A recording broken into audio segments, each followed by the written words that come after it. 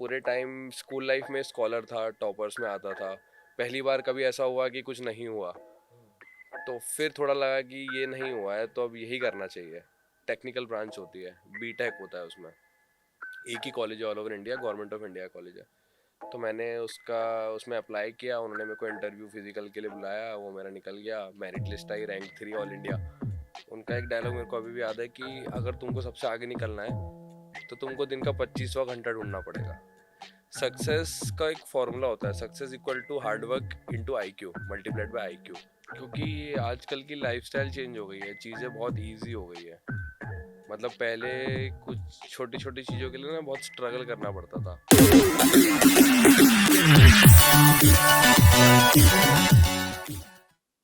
नमस्कार। मैं अभय सिंह और आप सभी का एक बार फिर से स्वागत है हमारे न्यू पॉडकास्ट एपिसोड में। और आज हमारे साथ हैं डॉक्टर जगदीप सिंह डागर, जो कि अपनी PG royal college of emergency medicine से परस्यू कर रहे हैं। आइए बात करते हैं सर से। Hello sir. हेलो अबे, कैसे हैं आप? मैं बढ़िया हूँ, आप कैसे हो? बहुत अच्छे। कैसा लग रहा है आपको यहाँ पे आके? अच्छा लग रहा है। सर, शुरुआत करेंगे आपकी पर्सनल लाइफ से। हम्म।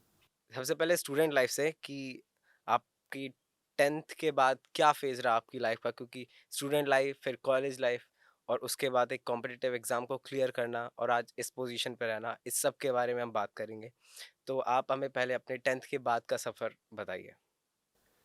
तो जब मैं 10th क्लास में था, उस time I was not having a goal in my mind. So जैसा उस टाइम ऐसा फील कर रहे थे कि जैसा चल रहा है अच्छा लग रहा है, क्योंकि स्कूल लाइफ में ये होता है कि हाँ आप 8th में है, 9th में जाएंगे, 9th में है 10th में जाएंगे, 10th में 11th में जाएंगे, फिर 12th में जाएंगे। लेकिन उसके बाद कहाँ जाएंगे ये नहीं पता होता। तो उस टाइम तो मैं था कि चलो चल रहा है, अच्छा चल रहा है, अच्छे दोस्त हैं, वही आगे मेंटेन रहेंगे। 10th के बाद एक फेज़ आया था, क्योंकि बोर्ड एग्ज़ाम ख़त्म हो जाती है, उसका एक गैप आता है 2 से 3 महीने का। तो वो एक टाइम ऐसा होता है कि घर में टॉक चल रही होती हैं कि क्या करना है बेटा, अब क्या सोच रहे हो, तुम क्या सोच रहे हो, फिर हम क्या सोच रहे हैं, वो सब चलता है। तो मेरे जो फैमिली बैकग्राउंड है, my father is a professor in physics, तो मम्मी मैथमेटिक्स में है। तो एक बैकग्राउंड जो था वो थोड़ा जो इंडियंस के हिसाब से दो ही चीज़ें होती हैं जो प्राइमरी देखी जाती है, या तो आपको मेडिकल फील्ड में आना है तो नॉन मेडिकल फील्ड में जा रहा है। तो मेरा डाइवर्जन नॉन मेडिकल में था। सो मैंने पीसीएम ले लिया और स्टार्ट कर दिया, कोचिंग ज्वाइन कर लिया। बट एक 11th मैंने पूरा ऐसे ही ज्वाइन किया, मतलब कंटिन्यू किया, कोचिंग लिया, बट मतलब फील सा नहीं आ रहा था। और फिर मेरे दादाजी से बात हुई तो उन्होंने बोला कि नॉन तुमने मेडिकल क्यों नहीं सोचा। तो मैंने बोला कि बैकग्राउंड ही ऐसा था कि कुछ कभी एक्सपोजर भी नहीं था कि क्या होता है, कभी पर्सनली किसी डॉक्टर से तभी मिलता जब मैं बीमार होता था, कभी एक्सपीरियंस शेयर नहीं हुआ। तो फिर स्कूल में जाके बात करी कि क्या ऐसा हो सकता है कि बोर्ड में मेरा बायो ऐड हो जाए। तो फिर सीबीएसई को लेटर गया तो उन्होंने बोला कि हाँ लेटर आ गया कि आपका बायो ऐड हो गया है, 6 सब्जेक्ट हो गए मेरे पास। तो फिर बायो पढ़ना स्टार्ट किया। फिर नीट का एग्ज़ाम दिया, जेई का भी एग्ज़ाम दिया साथ में। जेई तो क्लियर हो गया, नीट नहीं हुआ। उस टाइम फिर थोड़ी किक लगी कि क्योंकि अब पूरे टाइम स्कूल लाइफ में स्कॉलर था, टॉपर्स में आता था। पहली बार कभी ऐसा हुआ कि कुछ नहीं हुआ, तो फिर थोड़ा लगा कि ये नहीं हुआ है तो अब यही करना चाहिए। तो फिर ड्रॉप लिया, तो उसके बाद वापस एग्ज़ाम दिया। फिर 2016 में क्या हुआ था कि जो एग्ज़ाम था वो बेसिकली पेपर लीक हो गया था। तो उन्होंने दो ऑप्शन दिए थे, या तो आप एग्ज़ाम वापस दे सकते हो, या तो आपका यही स्कोर कंटिन्यू रहेगा। तो वो भी एक मतलब फेजेस आते जा रहे थे कि ऑप्शंस ही आते जा रहे हैं लाइफ में, क्या करना है। तो फिर मैंने बोला कि नहीं करना है, मेरे को मेरा स्कोर सेटिस्फैक्ट्री है। मैंने मतलब एक होता है ना कि एक होता है कि मेहनत, मैंने बोला कि जितना मैंने पढ़ा था मैं उतनी मेहनत कर चुका हूँ, इससे ज़्यादा मेरे को नहीं लगता कि मैं और कुछ नया पढ़ के और गेन करके कुछ कर सकता हूँ। साथ में जेई भी निकल गया था। फिर जेई से एक मेरे को एक मन में पहले से एक मैं सर्च कर रहा था, तो मेरे को मिला एक इंडिया में एक नेशनल फायर सर्विस कॉलेज होता है, जहाँ पे फायर सर्विस की ट्रेनिंग दी जाती है। जैसे पुलिस सर्विस होती है, जैसे फायर सर्विस होती है, तो वो बेसिकली टेक्निकल ब्रांच होती है, बीटेक होता है उसमें। एक ही कॉलेज है all over India, government of India college है। तो मैंने उसमें अप्लाई किया, उन्होंने मेरे को इंटरव्यू फिजिकल के लिए बुलाया, वो मेरा निकल गया, मेरिट लिस्ट आई, रैंक 3 ऑल इंडिया। तो फिर मैंने एडमिशन ले लिया। मैंने बोला कि अब नीट की काउंसलिंग में टाइम लग रहा है, नहीं हुआ इस बार भी तो क्या करेंगे, तो फिर मैंने इतना सोचा नहीं, क्योंकि मेरे माइंड सेट यही था कि यही करना है, ऐसा तो नहीं था, कुछ भी करना लाइफ में, आगे बढ़ना है, अच्छा करना है। तो मैंने एडमिशन ले लिया, 2 महीने रहा, फिर मेरिट में यहाँ का भी आ गया। बहुत कम लाइफ में ऐसे एपिसोड आते हैं जब आपके हाथ दोनों हाथों में लड्डू हो। तो फिर कंफ्यूज हुआ, फिर घर पे बात करी, पापा से बात करी, तो पापा बोलते हैं एज यू विश। फिर और लोगों से बात करी, फिर मैंने खुद सोचा तो कि कुछ जो मेरे को बेसिक डिफरेंस उस टाइम मेरे दिमाग में आया कि ना, जो जॉब्स होती है या हमको बेसिकली आगे लाइफ में काम करना होता है, घर तो कोई बैठता नहीं, बैठना चाहता नहीं है, तो काम जो होता है वो इस टाइप से होता है कि एक तो हमको कोई कंपनी है वो प्लेस कर रही है। अगर मैं आज यहाँ पे हूँ, जैसे मैंने मेरे पापा को देखा, मेरे पापा हम है हरियाणा से बिलोंग करते हैं, फरीदाबाद से बिलोंग करते हैं, लेकिन उनको उनके जॉब के लिए, काम के लिए फैमिली से दूर जाना पड़ा। मध्य प्रदेश इंदौर में हम रहे, पूरा मेरा बचपन वहाँ पे निकला। कुछ टाइम जब मैं बहुत छोटा था तो 2-3 साल ऐसे थे, जब मैं फर्स्ट सेकंड में था तब मैं पापा के साथ अकेले रहता था, मेरी मम्मी यहाँ पे रहती थी, तो पापा और मैं रहते थे। तो वो टाइम भी मैंने फेस किया है। तो मेरे को ये लगा कि फैमिली के साथ में रहना है, तो फिर मेरे को ये लगा कि अगर मैं फायर सर्विस कंटिन्यू करता हूँ तो वही हो जाएगा कि मैं यहाँ पढ़ा हूँ, मम्मी पापा यहाँ पे हैं, मेरी पोस्टिंग वहाँ लग रही है। फिर मैं सोचा कि डॉक्टर्स में ऐसा है कि you can practice where you want. आज मैं चाहूँ तो यहाँ प्रैक्टिस कर सकता हूँ, नियर बाय हॉस्पिटल ज्वाइन कर सकता हूँ, तो वो चीज़ मेरे माइंड में थी उस टाइम। तो फिर मैंने चेंज कर लिया। तो कॉम्पिटिटिव एग्जाम्स के दौरान पीयर प्रेशर रहता है, काफ़ी ज़्यादा रहता तो उसको डील कैसे करते हो? है डील। काफ़ी लंबा समय हो गया है उस बात को, बट बेसिकली क्या होता था, मॉक टेस्ट होते थे। मतलब एक तो होता है हम पढ़ाई करते जा रहे हैं, तो जो टेस्ट होते थे ना, जब प्रेशर बनता था कि यार टेस्ट हो रहा है, लिस्ट आएगी, रैंक आएगी, और फिर कभी कभी एम्बेरसिंग भी हो जाता है, कंपटीशन साथ में सब बच्चे पढ़ रहे हैं, उनमें कंपटीशन होता है। बट करते करते करते करते प्रेशर हैंडल हो जाता था। मतलब घर का सपोर्ट बहुत मैटर करता है। जब आप पढ़ाई कर रहे होते हैं ना, तो घर का सपोर्ट बहुत होता है, घर वाले आपको सपोर्टिंग होते हैं कि जो भी होगा यू डू योर बेस्ट, कि तुमसे अगर इतना हो पा रहा है कोई बात नहीं, तुम इतना कर लो। तो वो एक काफ़ी पॉजिटिव पॉइंट था। एमबीबीएस क्रैक किया कितने अटेम्प्ट्स में? दूसरा टर्म था। तो क्या ऑब्स्टिकल्स आई उसमें, क्या प्रॉब्लम्स फेस करनी पड़ी? प्रॉब्लम्स ये फेस करनी पड़ी कि अ, वो चीज़ जो मैं एक बार पढ़ चुका हूँ उसको वापस रिपीटेड दोबारा पढ़ना है, वही दोबारा कॉम्पिटिशन्स आ रहा है, एग्ज़ाम वापस वही फेस करना है। तो बट टाइम था तो करते, क्योंकि कुछ ऑप्शन नहीं था ना, फिर एक ड्रॉप ले लिया है तो घर बैठना है और पढ़ाई करनी है, इसके अलावा और कोई तो ऑप्शन जब नहीं है। क्लियर हो गया, रिएक्शन क्या था पेरेंट्स का? अच्छा लगा। मतलब वो एक फेज था कि एग्ज़ाम दे दिया है, वापस नहीं देना है, मार्क्स देख के ऐसा लग रहा था कि हो जाएगा। तो एक ऐसा नहीं होता है कि रिजल्ट आता है तो बहुत ज़्यादा वो हो जाता है, तो पहले से लग रहा था कि हो जाएगा। मैं फायर सर्विस में भी था, मैंने बताया जैसे पापा ने बोला कि एज यू वांट टू। तो मतलब पेरेंट्स ने ये बोला कि तुम एक बार और दो, कुछ और अच्छा हो सकता है और अच्छी रैंक आ जाएगी? नहीं, उन्होंने मेरे ऊपर छोड़ दिया था। तो सर, जब आप तैयारी कर रहे थे नीट की, एमबीबीएस करने के लिए, तो कितना पढ़ना पड़ता है पर डे, मतलब एवरेज? जो एक मेरे टीचर थे फिजिक्स के, वो ये बोलते थे कि उनका एक डायलॉग मेरे को अभी भी याद है कि अगर तुमको सबसे आगे निकलना है तो तुमको दिन का 25वां घंटा ढूंढना पड़ेगा। You have to find the 25th hour to study. वो तुमको आगे ले जाएगा। तो अब मैं क्या डेफिनेशन बताऊं, बट डिपेंड करता है। सक्सेस का एक फॉर्मूला होता है, success equal to hard work into I Q multiplied by I Q.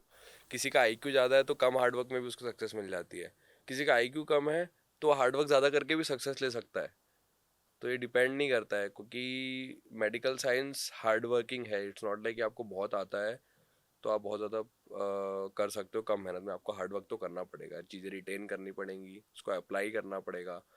180 minute में 180 क्वेश्चंस होते हैं, तो आपको टाइम मैनेजमेंट भी ज़रूरी है। आपको बहुत आता है लेकिन आप बहुत इजी धीरे धीरे चल रहे हो तो भी मैनेज नहीं हो पाएगा। तो टाइम मैनेजमेंट की बात आई है, तो डॉक्टर्स के लिए कितना हेक्टिंग रहता है कि वो अपना टाइम मैनेज कर पाए? पहले तो आप अपने आवर्स बताओ, कितने आवर्स आप प्रैक्टिस करते हो? वर्किंग आवर्स मेरा, क्योंकि मेरा जो कोर्स है that is run by the royal college, NHS England के थ्रू रन होता है, तो मेरे वर्किंग आवर्स लिमिटेड होते हैं, क्योंकि वहाँ पे भी वर्किंग आवर्स लिमिटेड होते हैं। We have to work 40-42 hours a week. But जो मेरे कलीग्स हैं जो इंडिया में पीजी परस्यू कर रहे हैं उनके लिए तो कुछ आवर्स होते ही नहीं है।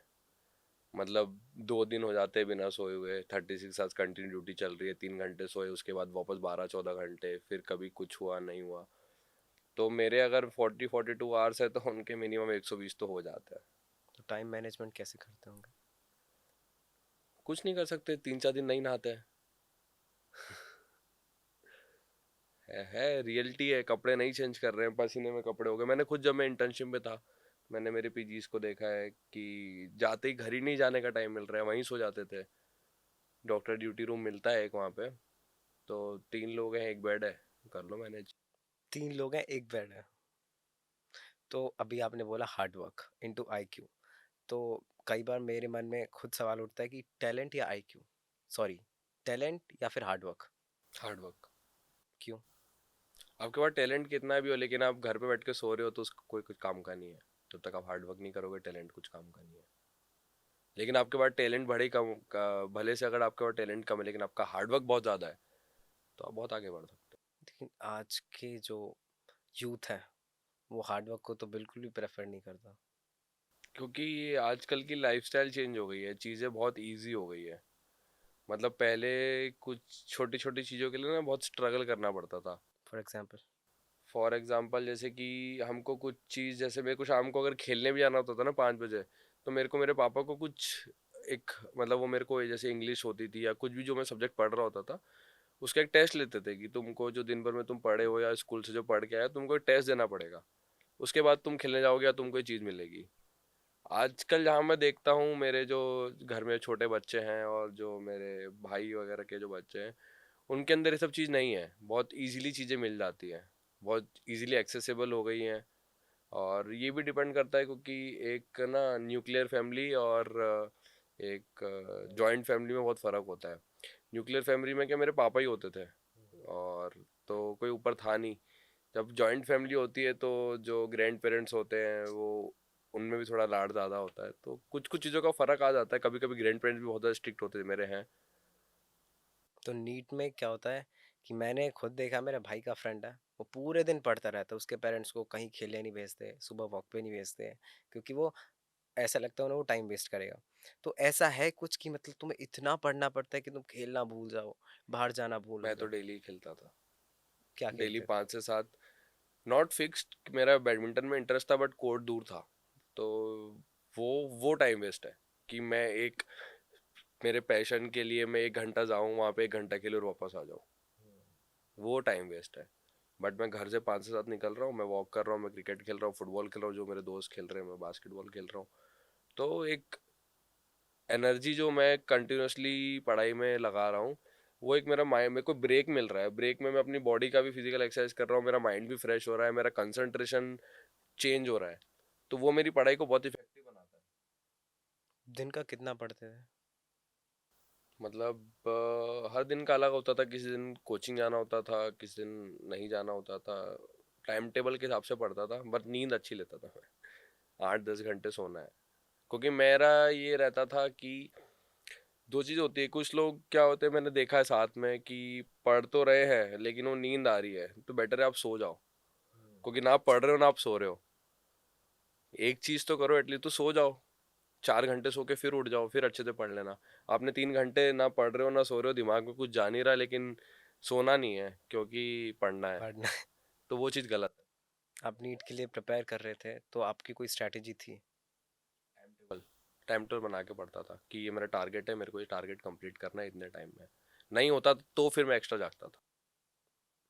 हमारे साथ तो ऐसा था, हम टाइम टेबल बनाते हैं, वो बना ही रह जाता है, वो फॉलो ही नहीं होता, उसके पीछे कोई कारण। छोटे छोटे टास्क बनाने होते हैं। आप 1 साल का टाइम टेबल 1 महीने का नहीं बना सकते, आपको 1 हफ्ते से चालू करना पड़ेगा।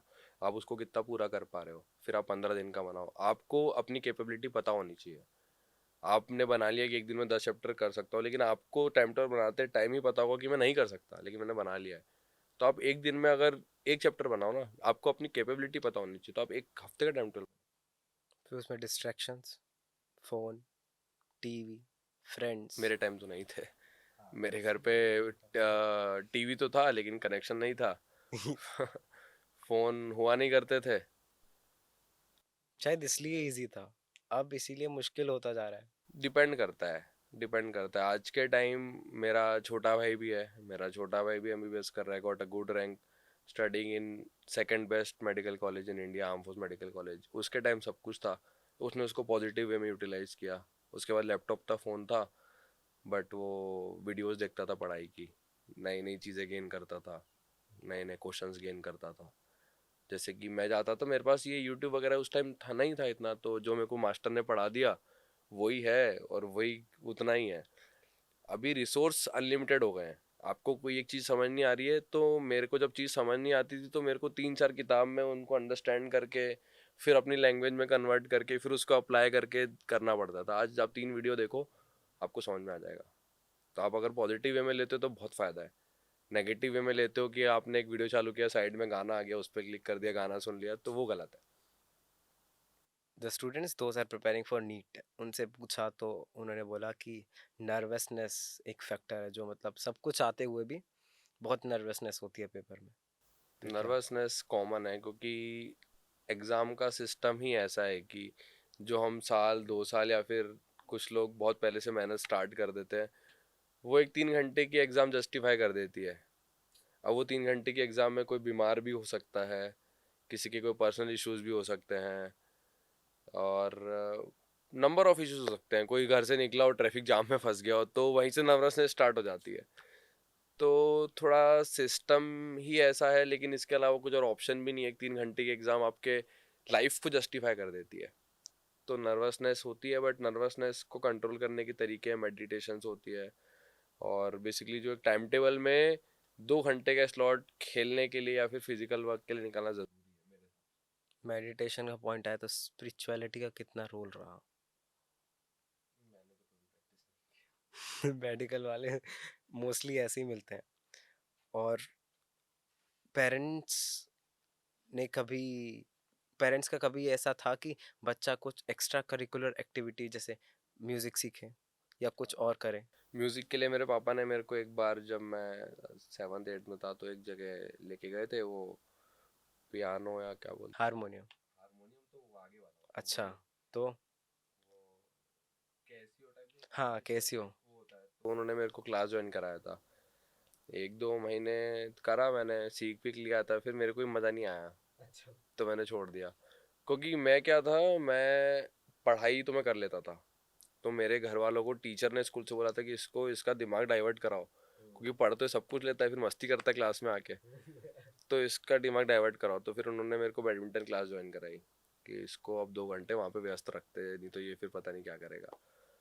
तो फिर मैं बैडमिंटन चालू किया। बैडमिंटन गेम बहुत अच्छी चीज़ होती है, स्पोर्ट्स बहुत अच्छी चीज़ होती है, क्योंकि जब आप कुछ चीज़ एक खेल रहे होते हैं ना, आपकी कंसंट्रेशन, क्योंकि आप जब आप खेल रहे हो 1-to-1 गेम है, तो आपका कंसंट्रेशन बहुत अच्छा होता है, क्योंकि आप शटल को देख रहे हो, आपके दिमाग में और कोई तीसरा थॉट नहीं आ रहा। आप सिर्फ यही सोच रहे हो कि मेरे को इतने पॉइंट हो गए, मेरे को अगला पॉइंट कैसे बनाना है, ये शटल आ रही है, मेरे को इसको मारना है। तो वो 2 घंटे जब मैं बैडमिंटन खेलता था ना, वो मेरी लाइफ में बहुत इंपॉर्टेंट रहे, क्योंकि मेरी वहाँ से कंसंट्रेशन सुधर गई। क्योंकि पहले मैं जब पढ़ने बैठता था तो दिमाग में थॉट्स आते रहते थे इधर से कि यार आज वो दोस्त है, वो यहाँ है, उसका फ़ोन आया था, शाम को मिलने जाना है। क्योंकि पहले टाइम ना यही होता था कि हम स्कूल में होते थे, 1 बजे छुट्टी होती थी, 1 बजे डिसाइड करते थे कि 6 बजे वहाँ पे मिलना है। फिर ये कम्युनिकेशन नहीं होता था फ़ोन जैसे कि हाँ तू निकला कि नहीं निकला, 6 बजे मिलना है मतलब सबको पहुँचना है, ये बात होती थी।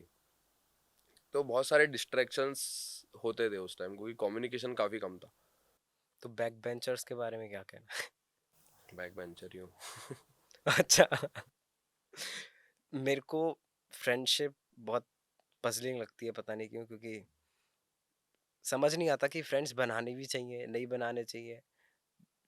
आप? फ्रेंडशिप डिपेंड करता है। देखो, दोस्त बहुत आते हैं लाइफ में, आते भी हैं जाते भी हैं, कुछ परसिस्टेंट रहते हैं हर लाइफ में। जैसे कॉलेज स्कूल को देखो, फिर कॉलेज को देखो, अभी की लाइफ देखो, तो दोस्त बनते हैं छूटते हैं, बनते हैं, तो कुछ लोग होते हैं जिन जो आपको चूज करना पड़ता है बेसिकली। एक फैमिली होती है जो कि परसिस्टेंट है, जो हमारे साथ रहेगी।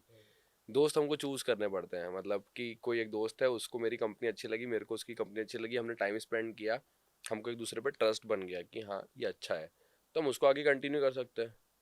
मेरे स्कूल के कोई भी दोस्त भी डॉक्टर नहीं है, एक इंजीनियर है, एक खुद बिजनेस कर रहा है, और कुछ कुछ कुछ कुछ ऐसे कर रहे हैं, बेरोजगार भी हैं बट दोस्त है। तो पैरामीटर्स होते हैं कुछ जज करने के? ट्रस्ट। और आप कुछ बता रहे हो उनको तो आप ट्रस्ट कर सको। आप कैसा फील कर रहे हो कि अभी आप लंदन जाने वाले हो, और वहाँ की उससे जो आप परस्यू करोगे उससे क्या एक्सपेक्टेशन है? जब कोर्स ज्वाइन किया था तब एक्साइटमेंट ज़्यादा थी। अब नहीं है? अब क्योंकि मैं उस करिकुलम में इतना अंदर आ चुका हूँ, सीनियर्स को जाते हुए देख रहा हूँ, तो अब थोड़ा कैजुअल हो गया। बट ये है ना, लाइफ में जैसे जैसे आगे बढ़ रहा हूँ ना, फेजेस तो आगे बढ़ रहे हैं। लेकिन जब मैं स्कूल में था तो टॉपर था, जब मैं कॉलेज में पहुंचा तो सब स्कूल के टॉपर्स आ गए थे, और आगे बढ़ा तो सब कॉलेज के टॉपर्स आ गए थे। तो अब कंपटीशन बढ़ते जा रहा है। जितना आप आगे बढ़ते जा रहे हो उतना कंपटीशन बढ़ते जा रहा है। डॉक्टर्स में कंसल्टेंट बनने के बाद, पीजी करने के बाद, उसके बाद भी कंपटीशन है। हर जगह कंपटीशन है, खत्म नहीं होता कभी। तो एआई के बारे में क्या सोचना है आपका? क्या कमेंट करना चाहेंगे, क्योंकि एआई मेडिकल में कैसे यूज हो रहा है? सही है या फिर कहीं ना कहीं हार्मफुल भी है? मैं एआई को मेडिकल में इन्वॉल्वमेंट के अगेंस्ट हूँ एक तरीके से, बिकॉज गूगल पे कुछ भी देखो ना, कैंसर दिखा देता है। तो आदमी अगर कुछ दिल का कमजोर भी होगा ना, 60 साल का आदमी कुछ देख लेता है तो हार्ट अटैक ही आ जाएगा उसको, तो अगर इतना बुरा दिख गया तो एक पढ़ाई जो इंटेलिजेंस होती है, कोई आर्ट है, मतलब इट्स, जो हमारा काम है इसको प्रोफेशनलिज्म बोलते हैं। मतलब मैं, अगर आप मेरे पास आ रहे हो तो मैं आपको कंसल्ट कर रहा हूँ। इट्स नॉट कि मैं, आप आए मेरे को 100 रुपये दिए और मैं आपको 100 रुपये की चीज़ दे रहा हूँ। मैं, जो मेरी मेहनत है, जो मैंने गेन किया है, जो मैंने एक्सपीरियंस लिया है, उसको मैं जस्टिफाई कर रहा हूँ आपके हेल्थ के लिए, आपके अच्छे के लिए। तो एआई ऐसा नहीं कर रहा ना। एआई ने एक्सपीरियंस ही नहीं किया, उसने 100 पेशेंट देखे ही नहीं है, तो वो कैसे जस्टिफाई कर लेगा कि क्या है और क्या नहीं है। हाँ, फायदा हो सकता है सिस्टम को अच्छा बनाने में, जो सिस्टम के गैप्स हैं, जो पेपर वर्क है उसको कम करने में, गलतियां ढूंढने में, कि बेसिकली जो हमारा ऑडिट्स जिसको बोलते हैं, ऑडिट्स है, तो ऑडिट्स पता कर सकते हैं हम कि कहाँ पे क्या दिक्कत आ रही है, क्या हम शॉर्ट लिस्ट कर सकते हैं, और कहाँ पे हम हेल्थ केयर को आगे ले जा सकते हैं। रेडियोलॉजी ऐसा डिपार्टमेंट है जहाँ पे थोड़ा अभी एआई का इंटरफेरेंस ज़्यादा है। अब I am not a radiologist, but उस पे थोड़ा मेरे को ऐसा लगता है कि फ़ायदा है एआई का, क्योंकि अगर बहुत छोटी छोटी चीज़ें होती है, रेडियोलॉजिस्ट मिस कर रहा है, तो एआई पकड़ आपकी एक्सपर्टीज किस में? सकता है। Emergency medicine, trauma. तो ऐसा कभी ऐसा कोई केस जो आपको रिमेम्बर हो अभी, कि जिसमें आपको ऐसा लगता है कि मैं उसे बचा सकता था लेकिन नहीं बचा पाया? ऐसा तो अभी तक नहीं हुआ है, मतलब कि मैं उसे बचा सकता था नहीं बचा पाया। हम पूरे एफर्ट्स डालते हैं, बट अनफॉर्चुनेटली बॉडी का रिस्पॉन्स होता है यार। Every one has a span of life, nobody is immortal. तो छोटी मोटी गलतियां हो जाती है, बट ऐसा कभी लाइफ थ्रेटनिंग नहीं हुआ है कि कोई मेरी गलती से मर ही जाए। ऐसा नहीं हुआ है। छोटी मोटी हो जाता है, कभी मेडिसिन देने में थोड़ा लेट हो गए, क्योंकि लेट हो गए इसका कारण ये होता है क्योंकि हम एक बार में बहुत सारे मरीज देख रहे होते हैं, बहुत सारे पेशेंट्स होते हैं। तो इट्स नॉट कि मैं एक ही पेशेंट को टारगेट कर रहा हूँ, मेरे को 3-4 मरीज होते हैं, ट्राइजिंग करते हैं। जो सबसे ज़्यादा सिक पेशेंट होता है उस पर सबसे ज़्यादा एफर्ट लगाता है। जो स्टेबल पेशेंट होता है, फीवर का आया है, ये कफ का पेशेंट आया है, थोड़ी बहुत सांस में दिक्कत हो रही है, तो हम उसको ट्राइजिंग में लास्ट में लेते हैं, ग्रीन कैटेगरी में आते हैं, तो उसको मैं अगर 10 मिनट बाद भी देखूंगा तो इट्स ओके। वहाँ का वर्क कल्चर कैसा है? अभी तक एक्सपीरियंस तो किया नहीं, लेकिन बोलते हैं अच्छा है। वर्किंग आवर्स लिमिटेड हैं, पे अच्छा है, और कंट्री अच्छा है, दिल्ली से देखा जाए तो पॉल्यूशन कम है, और प्लस माइनस है सब चीज़ें। नया एनवायरनमेंट है, नए लोग हैं, घर का एनवायरनमेंट, होम सिकनेस, सब चीज़ें, खाना। वहाँ पे ही प्रैक्टिस करोगे कि यहीं? जाके देखते हैं एक्सपीरियंस करने के बाद। अभी मैं बोल रहा हूँ ना, लाइफ में आप आगे क्या होने वाला है उस पर जस्टिफाई कर ही नहीं सकते, कब क्या हो जाए। थोड़ा मन डेविएशन तो ये है कि मैं, यूके जो है डेवलप्ड कंट्री है, हेल्थ केयर इंडिया का काफ़ी अच्छा है, बट वहाँ पे थोड़ा सिस्टम अलग है। प्राइवेट कल्चर नहीं है, गवर्नमेंट हॉस्पिटल्स है, पूरा यूके गवर्नमेंट रन करती है। तो वहाँ मैं चाहता हूँ कि वहाँ पे जो गुड पार्ट है यहाँ पे जो थोड़ा मिसिंग है, डेवलप्ड है, इंडिया डेवलप्ड होगा तो वो चीज़ यहाँ पे लेके आऊँ, इंडिया को आगे बढ़ाए। डिप्रेशन, एंजाइटी बहुत रनिंग बर्ड्स हैं, तो आई डोंट नो, मुझे लगता नहीं है कि आपको कभी हुआ होगा, तो मतलब जिनको भी है तो उसको कैसे काउंटर करना है? ऐसा नहीं है नहीं हुआ है, होता है, डिप्रेशन भी होता है, एंजाइटी भी होती है। डिपेंड करता है कि आप किस फेज में हो, बहुत सारी चीज़ें होती है। डिप्रेशन डिप्रेशन एक बहुत छोटा वर्ड है, लेकिन इसके बैकग्राउंड बहुत बड़ा है। क्या होता क्या है इसमें? डिप्रेशन इज लाइक कि जो आपकी सहन शक्ति है, जो आप फील करते हो, कुछ आपके साथ कुछ ऐसा हो गया है जिसको आप एक्सेप्ट नहीं कर पा रहे हो। मतलब लाइक कभी आप फेल हो गए हो, या फिर कभी आपको किसी ने, आपने कभी एक्सपेक्ट नहीं करा था, आपके साथ ऐसी घटना हो गई।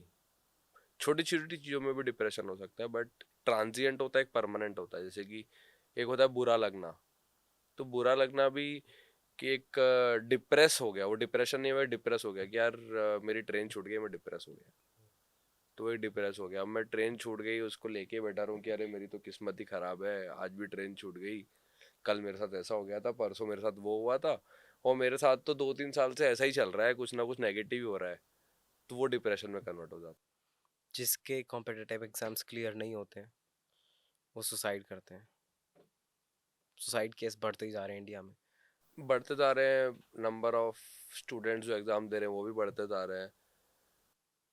क्यों हो, क्यों रहा है, और क्या करना चाहिए, क्या सोचना चाहिए तो मुझे स्टूडेंट्स को? लगता है अभी जो लोग बेसिकली सुसाइड कर रहे हैं, जो मेरी नॉलेज में है, जो मैं देख पा रहा हूँ, वो घर से दूर रहते हैं। वो लोग घर से दूर रह के तैयारी करते हैं। वो इतने अकेले हो जाते हैं कि वो शेयर नहीं कर पाते हैं। जैसे मैंने बताया, मैंने घर पे रह के पढ़ाई करी, तो घर वालों का ये था कि जो भी हो बेटा ठीक है, जो होगा सही होगा। तो उनके साथ शायद ऐसा नहीं है, उन वो अपनी चीज़ें शेयर नहीं कर पाते, या तो घर का प्रेशर बहुत ज़्यादा है कि इतना पैसा खर्च कर रहे हैं तुम्हारे ऊपर, इतना ये कर रहे हैं, तुमको उसका प्रोडक्टिव आउटकम देना ही है, वो नहीं दे पाते हैं, वो डिप्रेस हो जाते हैं। उनको कुछ आगे फ्यूचर फिर शायद मेरे हिसाब से दिखता नहीं कि अब हम क्या करें, जो कि बहुत गलत है, ऐसा नहीं होना चाहिए। कोचिंग्स का भी इसमें काफ़ी ज़्यादा रोल रहता है, क्योंकि मेरे को जो लगता है जो कोचिंग इंस्टीट्यूट है ना, वो पहले से डिवाइड कर देते हैं। वो आपका एग्ज़ाम ले लेते हैं, अच्छे बच्चे सबसे अच्छे बैचेस में चले जाते हैं, जो बच्चे पढ़ाई में अच्छे नहीं होते वो सबसे नीचे होते हैं, और वो सबसे ज़्यादा पैसे दे रहे होते हैं। जो पढ़ाई में अच्छे होते हैं वो पैसे भी कम देते हैं और सबसे अच्छी पढ़ाई लेते हैं। और जो ऑलरेडी पढ़ाई में वीक होते हैं वो पैसे ज़्यादा देते हैं, उनको टीचर्स भी अच्छे नहीं मिलते, उनका एनवायरनमेंट भी ऐसा हो जाता है। तो इसीलिए शायद अभी कोर्ट का डिसीजन भी आया है कि 16 साल से जो कम के बच्चे हैं उनका कोचिंग नहीं होगा आपसे। आई होप ये फॉलो हो। साइकोपैथ्स के बारे में क्या सोचना? लोग होते हैं, डिपेंड करता है, जेनेटिक्स, जेनेटिक डिसऑर्डर भी होता है, उनको हमको उनसे दूर रहना चाहिए। अच्छा सर, नीट वाले बच्चों के लिए जो भी कॉम्पिटिटिव एग्जाम्स के लिए प्रिपेयर कर लिया, उनके लिए कोई मेजर थिंग जो उनको आगे काम आएगी, या कोई भी मैसेज? कोई भी चीज़ छोटी या बड़ी नहीं होती। जो लोग डॉक्टर नहीं भी बन रहे वो भी बहुत आगे चले जाते हैं, बहुत अच्छा कर लेते लाइफ में। कोई ये एंड नहीं है कि मैं अगर डॉक्टर बन गया तो मैंने कुछ बहुत ज़्यादा कर लिया। इंडिया में हर साल 1.5 लाख बच्चे कर रहे हैं, वर्ल्ड में बहुत लोग कर रहे हैं, और जो नहीं कर रहे वो भी बहुत ऊपर बैठ जाते हैं। कोई हमारा मैनेजर बन जाता है, कोई कुछ बन जाता है। तो ये एक एंड नहीं है। जैसे कि मैं तुमको एक स्टोरी सुनाता हूँ। मैं एक सोसाइटी में रहता था, तो वहाँ पे ना एक 21 साल का लड़का था। उसके साथ फादर एक्सपायर हो गए थे, मदर थी, और उसका शायद घर में छोटी बहन थी। तो उसने शायद बचपन में पढ़ाई वढ़ाई छोड़ दी, फिर उसने सोसाइटी में आया था नया नया, थोड़े टाइम में उसने काम ढूंढा। उसने काम देखा कि क्या कर सकता हो, तो उसको गाड़ी साफ करने का काम मिला। सोसाइटी में लगभग 60-70 गाड़ियाँ थी, जो जो गाड़ी साफ करवाते थे लोग, कुछ लोग नहीं करवाते। तो 60-70 गाड़ियाँ पकड़ी, 500। मैं उससे ऐसे ही बात कर रहा था, कोई मेरी भी करता था वो। 500 रुपये एक गाड़ी के लेता था, छोटी के बड़ी के अलग। 30-40 हज़ार रुपये वैसे कमा लेता था। शाम को फिर प्रेस करता था, प्रेस करके इतने पैसे कमा लेता था। दिन में अभी वो कुछ काम ढूंढ रहा है तो लाख रुपए तो वही कमा रहा है, मैं भी नहीं कमा रहा। मेरे से 5 साल छोटा है वो। मेहनत के ऊपर डिपेंड करता है। हार्ड वर्क जो मैंने बोला था ना, हार्ड वर्क बहुत बड़ी चीज़। डेस्टिनी को मानते हो? और डेस्टिनी एक ही है, सबको एक दिन। मरना ही है। हाँ, मैं तो इमरजेंसी में काम करता हूँ तो मैं डेस्टिनी देखता हूँ लोगों की रोज। देखना कितना मुश्किल होता है। मुश्किल होता है बट अब आदत हो गई है। लोग आते हैं, अमीर भी आते हैं, गरीब भी आते हैं, तो डेस्टिनी सबकी एक ही है। डॉक्टर्स का प्रोफेशन कई बार अ, ऐसे लिया जाता है कि एज अ बिजनेस भी लोग बहुत करते हैं कि इसमें पैसा बहुत है। पैसा डिपेंड करता है। देखो ऐसा होता है कि ये एक मैंने बताया प्रोफेशनलिज्म है। अगर आप गवर्नमेंट हॉस्पिटल में जाओगे इंडिया में, तो ट्रीटमेंट तो, दवाई तो वही होती है। तो बेसिक जो चेंज आता है ना, मतलब आपको अगर बेसिकली हार्ट अटैक आया है, तो दोनों दोनों जगह में क्या बेसिक डिफरेंस आएगा मैं आपको बताता हूँ। हार्ट अटैक आया, आपको दवाई वहाँ पे भी मिल जाएगी। जो एंजियोग्राफी एंजियोप्लास्टी होती है वहाँ पे भी गवर्नमेंट में भी होगी, गवर्नमेंट में टर्शियरी केयर सेंटर में होगी। प्राइवेट में भी हो जाएगी, लेकिन हो सकता है गवर्नमेंट में आपको वो चीज़ होने में 3 घंटे लग जाए, आपको वेट करना पड़े। प्राइवेट में हो सकता है आपके एक बेड पे 3 लोग हों, आपको सर्विस अच्छी नहीं मिलेगी, दवाई वही मिलेगी, लेट मिलेगी, सर्विस अच्छी नहीं मिलेगी। प्राइवेट में क्या होता है कि आप हॉस्पिटल में घुसे, आपको एक बंदा पहले आपको विश करेगा, फिर अंदर घुसेगा, आपका पर्सनल बेड होगा, आप पानी बोलोगे तो पानी आके मिल जाएगा, आप कंफर्टेबल फील करोगे। दवाई आपको वही मिलेगी, दवाई कुछ अलग नहीं होती, क्योंकि जो डॉक्टर्स तो सेम है ना। वो गवर्नमेंट में प्रैक्टिस कर रहा है, प्राइवेट में प्रैक्टिस कर रहा है, उसका नॉलेज सेम है, उसके पास हैंड्स ऑन सेम है, उसका दवाई सेम है, सिस्टम का डिफरेंस है। तो ये जो हम बोलते हैं ना कि पैसे ज़्यादा लग रहे हैं, तो पैसे ज़्यादा लग रहे हैं, आपके पास ऑप्शंस है ना। आप जा रहे हो सेम जगह पे क्योंकि आपको वहाँ पे सुविधा ज़्यादा मिल रही है, तो वो लोग पैसे ज़्यादा ले रहे हैं। हर चीज़, कॉर्पोरेट हॉस्पिटल में जाते हैं, साफ़ सफाई मिलती है, सब जो स्टाफ होता है वेल बिहेव्ड होता है, आपकी सिक्योरिटी होती है, सब चीज़ें होती है। तो वो डिफरेंस आता है, वो मेन रीज़न होता है। क्योंकि अगर आप इतना बड़ा इंस्टीट्यूशन रन कर रहे हो, सब चीज़ चला रहे हो, तो आपको पैसे तो लगेंगे, उनको भी पैसे खर्च करना पड़ते हैं। हाँ, तो जो बट कॉरपोरेट हॉस्पिटल में ओनर्स होते हैं वो लोग पैसे कमाते हैं, बट लोग भी तो अपनी मर्जी से बुक रीडिंग में इंटरेस्ट है? जाते हैं। नॉवेल्स? नहीं, कभी एक भी नहीं पढ़ी आज तक। बुक से फुर्सत नहीं मिली। सर अभी करंटली एग्जाम होने वाला है नीट का, तो नीट के जो एस्पिरेंट्स हैं उनको क्या एडवाइस देना चाहेंगे?